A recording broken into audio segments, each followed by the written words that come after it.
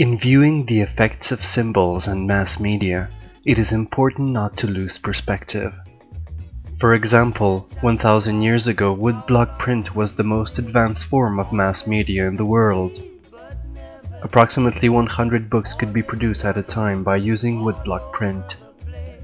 1000 years ago, architecture was one of the highest art forms, capable of affecting large groups of people through intricately designed and adored temples, cathedrals, mosques, pyramid structures, or layouts of urban zones. These were not just building structures, but information storehouses transmitting knowledge of the particular culture.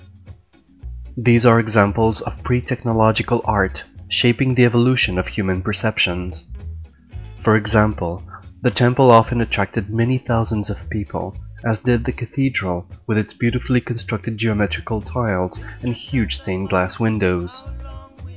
These sacred structures created a transcendental effect, leaving people with an etheric, almost otherworldly vibration.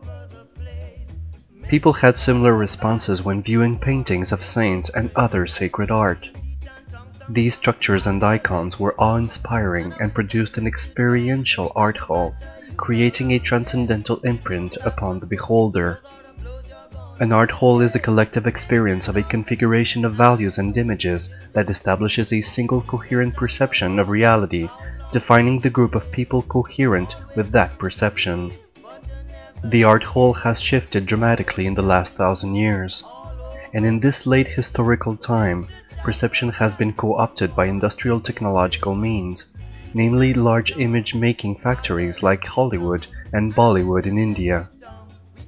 Advertising, marketing, and mass media campaigns can be viewed as huge planetary human organs, extruding images that deeply impact the human psyche.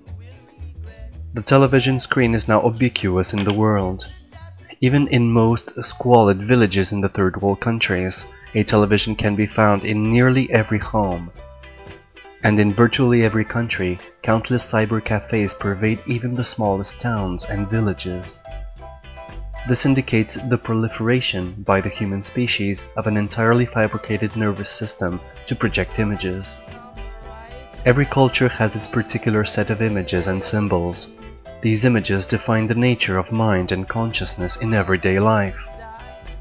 It is estimated that the average human who lives in an urban center is bombarded by 10,000 different images a day, whereas 1000 years ago the average person was exposed to maybe 100 images a day. And these are just visual images. The human is also exposed to an assortment of acoustic images, from advertising jingles, newscasters' voices, music at the supermarket, and police sirens. Anytime you go to a public place, be it a grocery store, restaurant, subway station, or bus station, there are both visual and acoustic images everywhere. Newspapers and magazines are filled with images. People who watch television are bombarded with human-constructed images at a constant high rate of speed. Even on the telephone, if you are put on hold, you are subjected to unwanted music or advertisements. In the late 19th century, Charles Henry conducted psychophysical tests demonstrating that the human mind can hold about 12 images or concepts at once simultaneously. If the mind is bombarded with 10,000 images a day, what will it understand? What images will persist? What will remain? What will flood the deep unconscious as well as the subliminal consciousness?